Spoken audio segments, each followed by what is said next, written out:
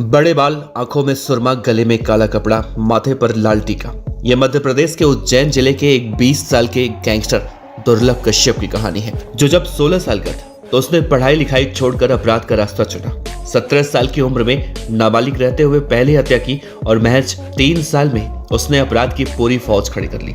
उस नाबालिग गैंगस्टर की उज्जैन में इतनी दहशत थी कि एक बार वहां के एसएसपी सचिन अतुलकर ने ऑपरेशन पवित्र चलाकर इन गैंगस्टरों को फटे कपड़ों में पूरे शहर में घुमाया था। पत्रकार भी प्रेस कॉन्फ्रेंस में कम उम्र के गुंडों की भीड़ में यही पूछते, इसमें से दुर्लभ कश्यप कौन है? वो हाथ उठाकर कहता, मैं हूँ दुर्लभ कश्यप। तो कौन था दुर्लभ कश्यप और कम उम्र में क्यों बनना चाहता था गैंगस्टर? उसकी गैंग में कितने लोग थे और क्यों 20 साल की उम्र में कर दी गई थी उसकी हत्या? और उसकी हत्या के बाद उसकी गैंग का क्या हुआ? हत्यारों का क्या हुआ? कैसे एसएसपी सचिन अतुलकर की वो बातें सच हो गई जब उन्होंने जेल में दुर्लभ कश्यप से कहा था, तो जेल में रह, उम्र से ज्यादा दुश्मन तूने बना लिए हैं, तो बाहर निकलेगा तो मारा जाएगा। और वही हुआ। बाहर निकलने के बाद उसे ऐसी भयानक मौत मिली कि उज्जैन और मध्य प्रदेश समेत देश के कई राज्यों में दुर्लभ कश्यप की कहानी सुनी और सुनाई जाने लगी। नमस्कार, आप देख रही हैं बीडीएफ न्यूज की क्राइम सीरीज खलनायक, जिसमें हम आपको रोजाना सुनाते हैं उन खलनायकों की कहानी जिन्हें बनना तो नायक था लेकिन खलनायक बन गए। 16-17 साल की उम्र जब बच्चे अपना कैरियर बनाने के लिए ये तय करते हैं कि उन्हें अपने भविष्य को संवारने के लिए आखिर करना क्या है। किसी को डॉक्टर बनना होता है तो किसी को इंजीनियर, किसी को पुलिस ऑफिसर बनना होता है तो किसी को नेता। लेकिन मध्य प्रदेश के उज्जैन जिले का एक 16 साल का लड़का उस समय दाऊद की तरह एक बड़ा गैंगस्टर बनने का सपना देख रहा था और अपने इसी सपने को बिना अंजाम के बारे में सोचे उसने इस पर अमल करना शुरू कर दिया। और उसने सबसे पहले फेसबुक पर एक पेज बनाया जिस पर उसने एक जुर्म का विज्ञापन निकाला कि किसी को अगर कोई विवाद सुलझाना हो, कोई भी विवाद हो, कैसा भी विवाद हो, पुलिस की चौकियां फूकनी हो तो संपर्क करें, काम हो जाएगा। ये पोस्ट थोड़ा सा अलग था। अलग ये कि लोगों ने देखा कि एक छोटा सा कम उम्र का लड़का, उसका लुक थोड़ा सा अलग था। सिर पर बाल नहीं थे, आंखों में सुरमा, गले में काला कपड़ा और माथे पर लाल टीका। उसका ये गैंगस्टर वाला लुक देखकर उसी के जैसे कई युवा धीरे धीरे उसकी गैंग में शामिल होते चले गए और देखते ही देखते उसने कम उम्र के लड़कों की पूरी फौज खड़ी कर ली। दुर्लभ कश्यप की सोच थी कि उसे अपराध जगत का ऐसा बेताज बादशाह बनना है जिसकी पहचान नगर और प्रदेश ही नहीं बल्कि पूरे देश में हो। और अपनी सोच को पूरा करने के लिए ही इस युवा ने नाबालिग रहते हुए इतने अपराधों को अंजाम दिया कि वो युवा कुछ ही समय में उज्जैन पुलिस का हिस्ट्रीशीटर बन गया था। लेकिन इसके बावजूद उसे प्रसिद्धि नहीं मिली और जब मिली तो वो मारा जा चुका था। दुर्लभ कश्यप ने कम उम्र में गैंग तो बना ली थी, हर अपराध का निपटारा उसकी गैंग करती थी। उसके पिता मनोज कश्यप एक व्यापारी और स्थानीय नेता थे। माताजी एक स्कूल में शिक्षक थी। उसके माता पिता उसे अच्छी शिक्षा देना चाहते थे ताकि उसका भविष्य भी उज्जवल हो। लेकिन दुर्लभ कश्यप के दिमाग में गैंगस्टर बनने का जुनून सवार था। यही वजह है कि उसने धीरे धीरे अपराध की दुनिया में कदम रखा और कुछ साल में वो इतना कुख्यात हो गया कि उसने अपनी एक गैंग बना ली। इस गैंग में 100 से ज्यादा युवा दुर्लभ कश्यप से जुड़ गए, जो कि उसके एक इशारे पर किसी को भी मरने मारने के लिए तैयार रहते थे।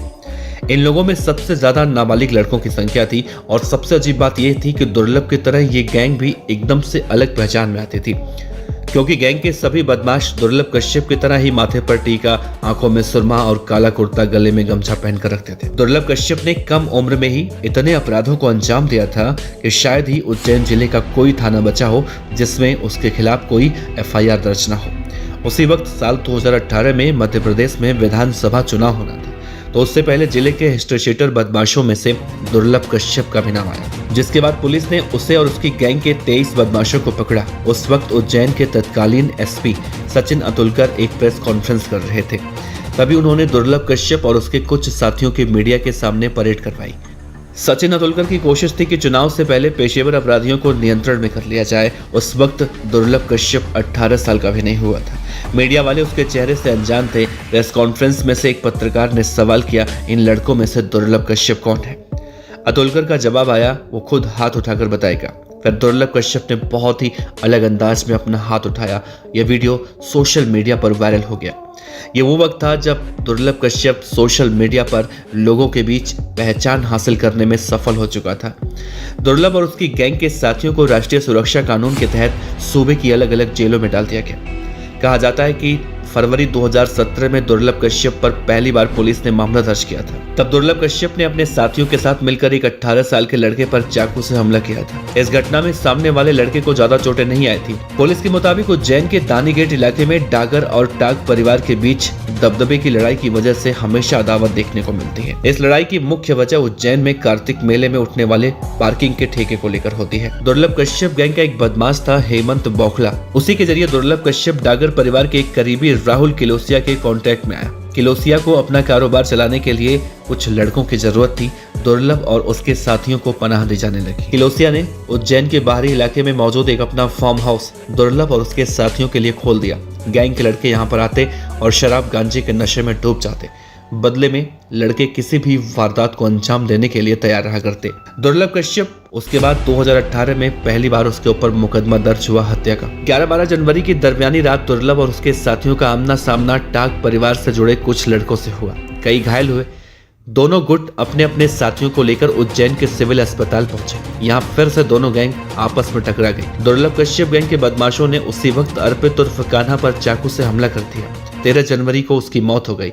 इस मामले में दुर्लभ और उसके साथी राजदीप मंडलोई को आरोपी बनाया गया और उन दोनों को जेल भेज दिया गया। इसी दौरान एक बार सचिन नतुलकर जेल का दौरा करने के लिए वहां पर गए। उन्होंने दुर्लभ कश्यप को देखा तो कहा कि तू जेल में रह, बाहर मत निकल, क्योंकि तूने अपनी उम्र से ज्यादा दुश्मन बना लिए हैं।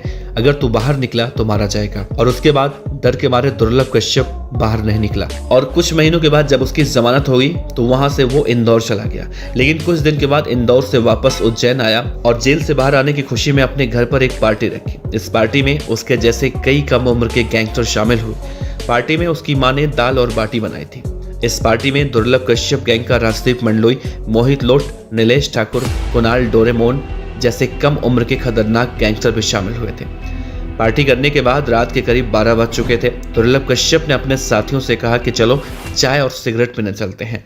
वो अपनी गैंग के साथ उज्जैन के हल्लावाड़ी इलाके में चाय और सिगरेट पीने के लिए निकल गया, जहां पर पहले से एक गैंग खड़ी थी। और दुर्लभ कश्यप जैसे वहां पर पहुंचा, उस गैंग से उसका विवाद हो गया।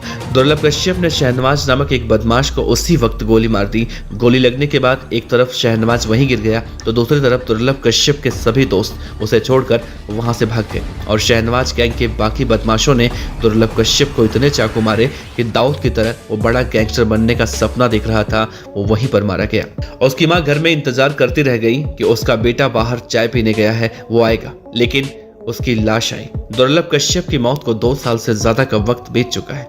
आज उसके सभी हत्यारे जमानत पर जेल से बाहर आ चुके हैं। एक ने जेल में आत्महत्या कर ली थी। दुर्लभ कश्यप तो मर चुका है, लेकिन उसने जो अपराध का बीज बोया था अब वो नासूर बन चुका है और आज पुलिस के लिए सिरदर्द भी है। दुर्लभ कश्यप की कहानी को लेकर आपका क्या कहना है, जरूर बताइएगा। नमस्कार।